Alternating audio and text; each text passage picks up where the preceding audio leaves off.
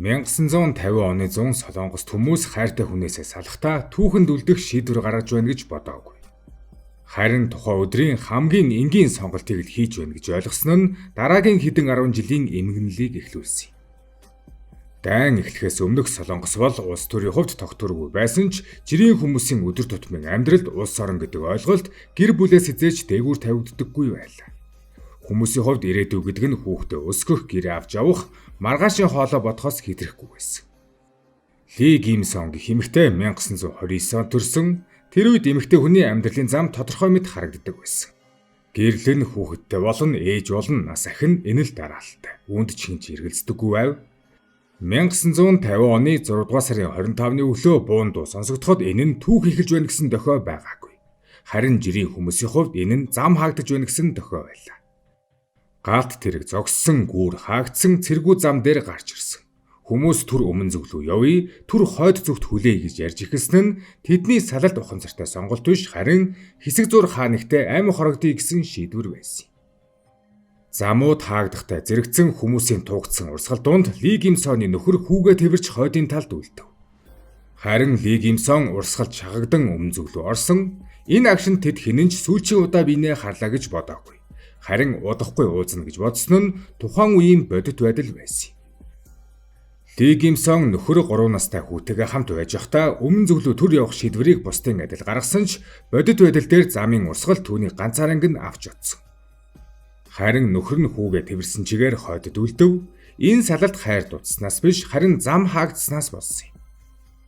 Тэдний хинэнч салах ёс хийгээгүй, учир нь буцах итгэл байсан.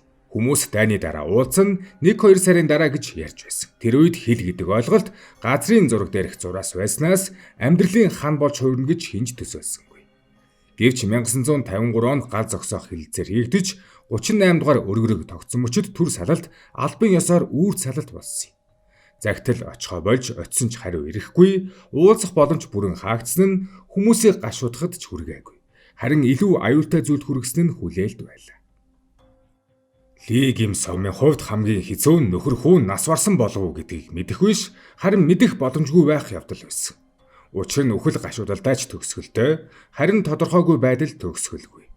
Тэр асуух боломжгүй, учир нь хойдод үлдсэн хүнтэй холбоотой асуулт улс төрийн сэжиг дагуулж ажил амьдрал бүр эрх чөлөөнд нь нөлөөлж болзошгүй байсан. Ийм нөхцөлд хүмүүс хайртай хүмүүсээ дотроо л хайдаг болжээ. Ли Гимсон ч олон жилийн турш хүүгээ 3 настай хэвээр нь төсөөлсөн юм. Учир нь түүнийг өсгөж хөгшөрж байгааг бодох нь дэндүү хүнд. Харин цаг хугацааг зогсоож төсөөлөх нь сэтгэлээ хамгаалах цорын ганц арга байлаа. 1960-70 онд өмнөд Солонгос хурдцтай хөгжиж, үйлдвэрүүд босож, хүмүүс ирээдүйн тухай ярьж эхэлсэн ч салсан гэр бүлийн тухай яриа нийгмийн захад үлдэв. Энэ нь хувь хүний асуудал биш, улс төрийн ачаалттай сэдэв байсан учраас олон хүн дуугүй байхыг сонгосон. Ли Гимсон амьдралаа үргэлжлүүлсэн, ажил хийсэн, гэр бүлтэй болсон ч дотооддоо нэг асуултыг хизээж хааж чадаагүй. Учир нь энэ асуулт түүний амьдралын өмнөх дараах бүх үеийг холбож байлаа. Хүүн хаана байгаа вэ? Амьд уу, үлсэж байгаа юу? Аз жаргалтай байгаа юу гэдэг асуултууд бодит хариугүй ч түүний дотор бодит жинтэй хിവэр байсан. Эндээс энэ түүх жирийн нэг хүний хувь заяанаас давж эхэлдэг. Учир нь Ли Гимсон ганцаараа байгаагүй. 10 сая гаруй Солонгос хүн яг ийм асуудалтай амьдарч байсан. Зарим нь хайж зүрхэлсэн, зарим нь хайгаагүй.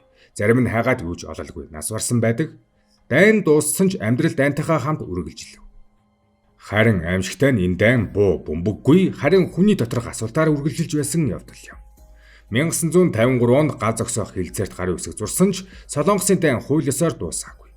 Харин зогссон, энэ нь улс төрийн тодорхойлолт боловч жирийн хүмүүсийн амьдрал дээр илүү хатуу бодит байдал болж хувирсан байдаг. Хэлийн шугам цэргийн бүс болж DMZ байгуулагдаж, хоёр улс өөр үзэл суртал, өөр мэдээллийн орчин.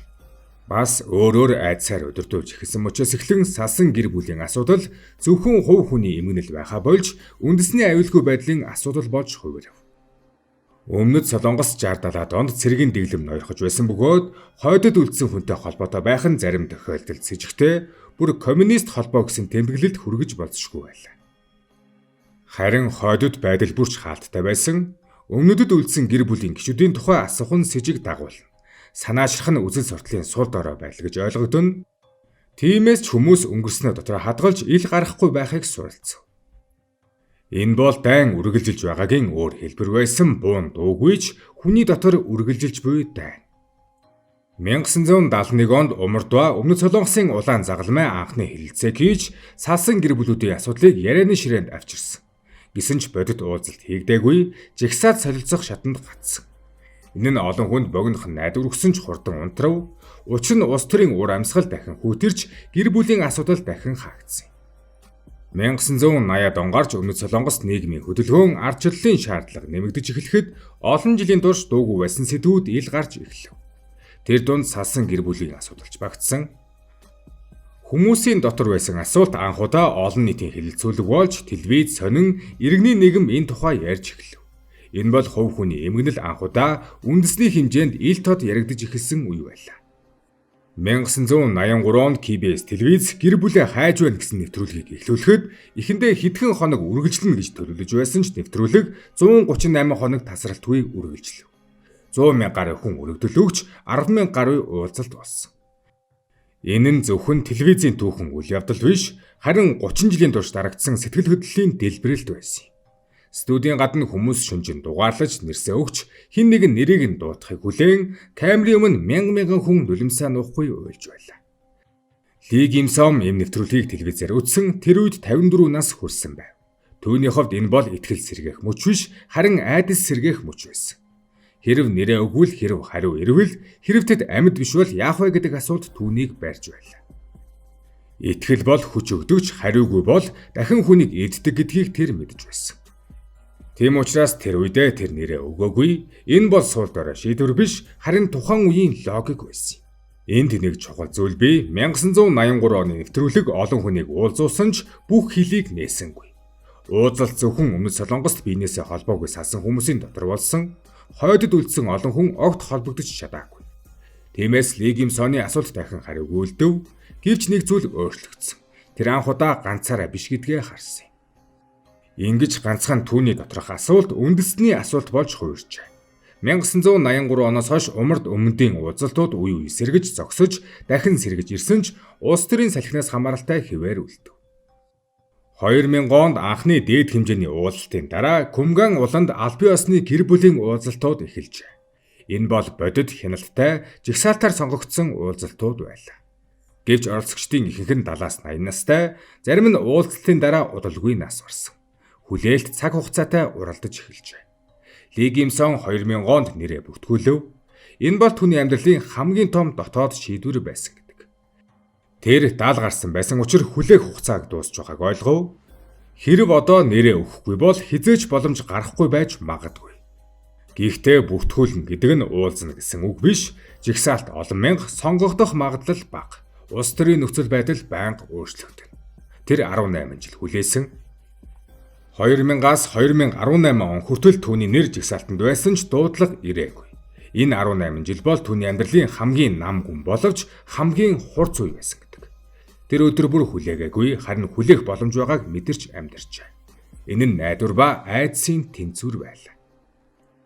2018 онд Умард өмнөдийн харилцаа төр дулаарч Кумган ууланд уулзалт зарлагдав. Жигсаалт шинжлэгдэж, нэрс татагдж, Ли Ким Соны нэр сонгогдлоо. Харин энэ үед тэр 90 насыг зогссон байв.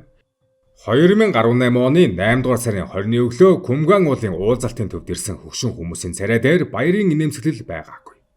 Харин эмнэлгийн коридорт сууж буй хүмүүстэй адил нам гүм дотгошоо харсан харц байлаа. Энэ бол баяр тэмдэглэх газар биш, харин хэн нэгний амьдралын хамгийн удаан асуултанд хариу өгөх өрөө байсан. Ли Ким Сом тэрэгэн цэрт сууж нэрээ дахин шалгуулж албан ёсны тэмдэг зүүж эмчийн хяналтаар орлоо.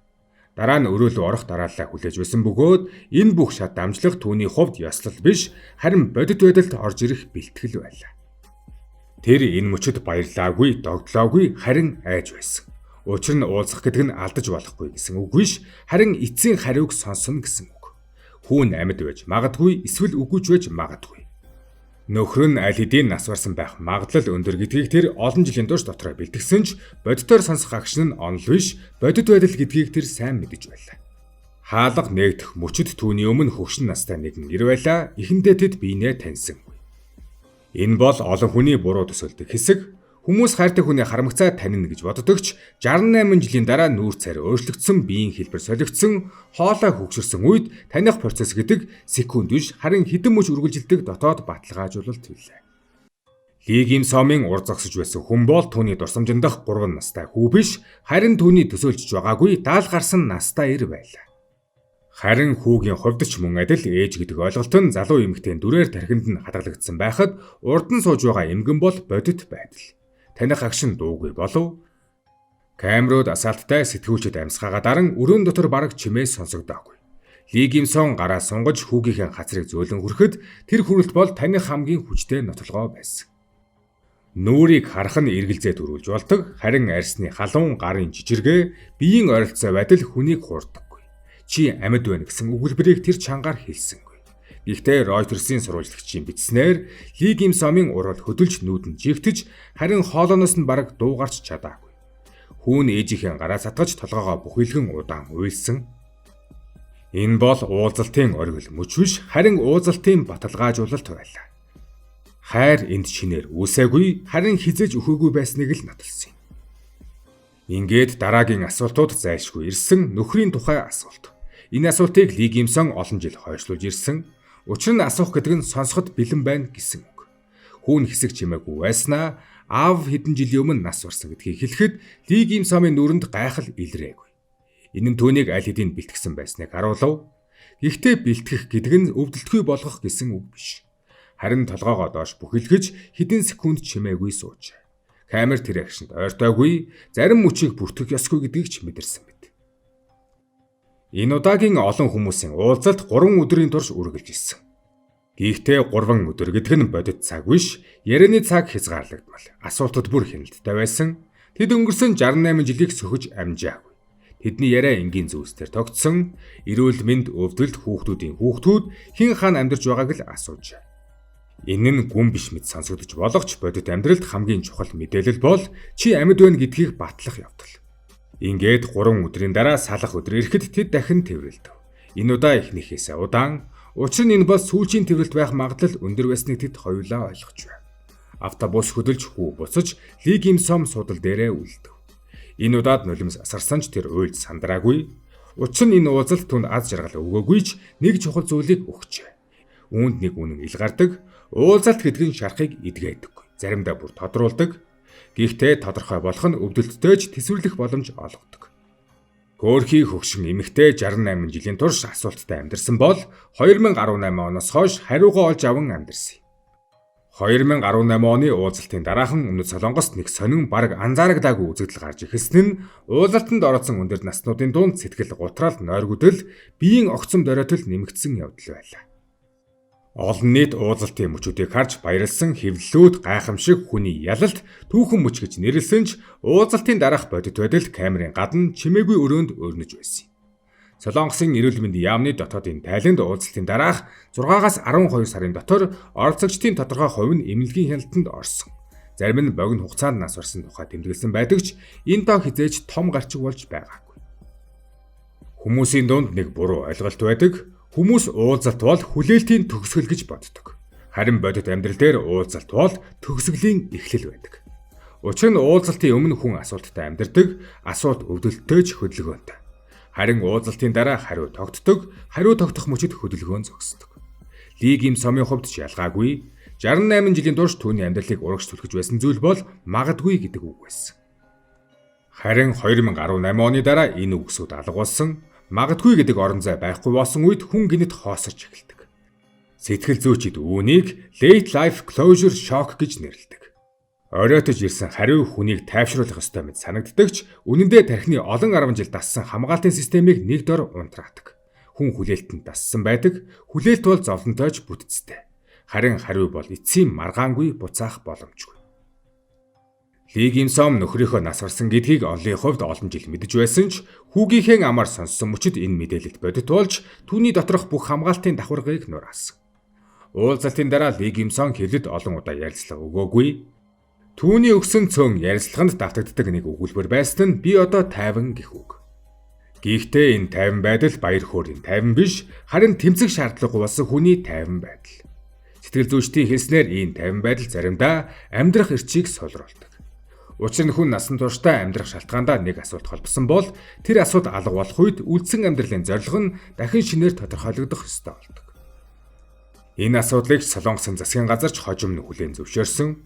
2019 онд нэгдлийн яамнаас гаргасан тайланд гэр бүлийн уулзалт нь хүмүүнлэгийн хувьд зайлшгүйж сэтгэл зүйн дараах дэмжлэггүй бол сөрөг нөлөө үзүүлэх боломжтой гэж анх удаа аль бие усаар тэмдэглэжээ.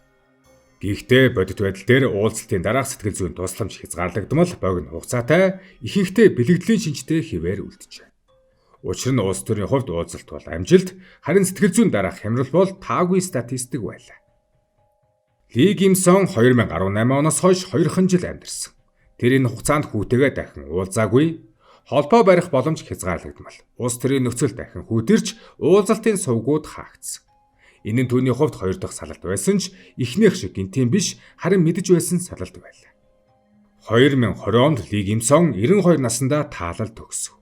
Түүний нас баралт хэвлэлд томоор гарч ирээгүй. Гэхдээ түүний амьдралд нэг чухал асуултыг үлдээсэн. Олон жилийн дараах уулзалт гэдэг нь үнэхээр аврал мөн үү? Эсвэл зөвхөн үнэнтэй нүүр тулах агш нү гэдэг асуулт. Ли Гимсон аврагдаагүй, гэхдээ тэр хууртагдж амьдарсангүй. Энэ хоёрын ялгаа бол маш чухал. Ли Гимсомын түүхийг ганц хүний хувь тавилан гэж ойлгуул хэтэрхий жижигдэнэ. Учир нь түүний амьдрал бол Солонгосын хойг дээр төр систем үзэл суртал энгийн хүмүүсийн амьдралыг яаж аажмаар чимээгүйгээр залгиж ирсний тод жишээ. 1950 онд түүнийг нөхөр хүүгээс салгасан зүйл бол буу бөмбөг байсан. Харин 1953 оноос хойш салгаж барьсан зүйл бол гэрээ, портфоль, аюулгүй байдал гэдэг үг байлаа. Дайны гал зогссны дараа төрүүд иргэддээ тайван амьдрал амласан ч энэ тайван амьдралд нэг заалт байсан нь зарим асуултыг асуухгүй байх. Зарим дурсамжийг ил гаргахгүй байх, зарим хүнийг зүгээрэл байхгүй мэд хүлээн зөвшөөрөх явдал байсан. Өмнөд Солонгос салсан гэр бүлийн асуудал олон 10 жилийн турш эмзэг сэдэв хэвээр үлдсэн. Эмзэг гэдэг нь хайрлах хэрэггүй гэсэн үг биш, харин ашиглахад эвгүй гэсэн утгатай байлаа. Улс төрийн хувьд энэ асуудал хэд том, хэд хүнд, хэд удаан байсан учраас шийдэхээсээ илүү хойшлуулах нь ашигтай санагддаг байсан. Харин Умар Солонгост энэ асуудал бүрч тодорхой. Гэр бүл гэдэг нь хувь хүний асуудал биш. Харин төрд захирагдах ёстой сэтгэл хөдлөл гэж үзэгдсэн тул салалт гэдэг нь дурсамж биш, сахилга баттай даван туулах ёстой сорил болж хувирсан. 2000 оноос хойших аль бие усны уулзалтуудыг олон хүн дэвшилгэж хардаг. Үнэхээр ч өмнөх 50 жилдээ харьцуулахад дэвшил байсан нь маргаангүй. Гэхдээ энэ дэвшил хязгаарлагдмал. Сонгомол улс төрийн мөчтөд ажилдаг систем. Жигсаалтанд орох, сонгогдох, уулзах, буцах энэ бүхэн хүний амьдралын логикоор биш, төрийн хуваарийн логикоор явагддаг байсан. Хин амьд үлдсэн, хин илүү хөгшин, хин илүү өвчтөй, хин улс төрийн хувьд аюулгүй харагдаж байна вэ гэдэг дээр л уулзах эсхийг нь шийддэг байлаа. Ийм нөхцөл Ли Гимсон шиг хүмүүс азтай тооцогддог. Тэр 90 наснда ч болов хүүгээ харсан. Харин олон мянган хүн тэгж чадаагүй. 2018 оны уулзалтанд бүртгэлтэй байсан хүмүүсийн дийлэнх нь дахин боломж олдохоос өмнө нас барсан. Зарим нь нэрэн жигсаалтанд үлдсэн хэвээр харин өөрсдөө энэ ертөнцид үлдээгүй. Энэ бол статистик биш, харин алдагдсан цаг хугацааны бодит жин билээ. Энд хамаагүй эвгүй асуулт гарч ирнэ. Хэрэв эдгээр уулзалтууд 1980-ад онд биш, 1960-ад онд эхэлсэн бол яах байсан бэ? Хэрвээ 2000 оноос хойш тасралтгүй үргэлжилсэн бол яах вэ? Хэрвээ уулзалт ганц удаагийн үйл явдал биш, харин тогтвортой харилцаа байсан бол яах байсан бэ? Түүхэнд хэрвээ гэдэг асуулт байхгүй. Гэхдээ тэд нэг зүйлийг илчилдэг нь энэ зовлон зайлшгүй байгаагүй. Харин удирдлагуудын үр дүн байсан гэдгийг харуулдаг. Ли Гимсомыг бид азтай эмээ гэж нэрлэж болох ч энэ аз гэдэг нь түүний амьдралын алдагдлыг нөхөж чадаагүй. 68 жил салсан хайр 3 өдрийн уулзалтаар тэнцэх боломжгүй. Хүүтэйгээ дахин хамт амьдрах, ач нараа тэврэх, өдөр тутмын жирийн харилцаа эдлэх боломж түүнд олдоогүй. Тэр зүгээр л үнэнтэй уулзсан юм. Энэ хоёрын хооронд асар их зай бий. Энэ түүхийг энд дуусгавал шударга биш. Учир нь энэ бол өнгөрсөн түүх биш. Өнөөдөр ч Өмнөд Солонгос салсан гэр бүлийн бүртгэлд 130 мянга гаруй хүн байна. Тэдний дийлэнх нь 80-90 гарсан, цаг хугацаа тэдний талд биш. Харин улс төр дахин удаашрвал, нийгмийн байдал дахин хүйдрвэл энэ түүх дахин олон Ли Гимсомоор дүүрэх юм аа.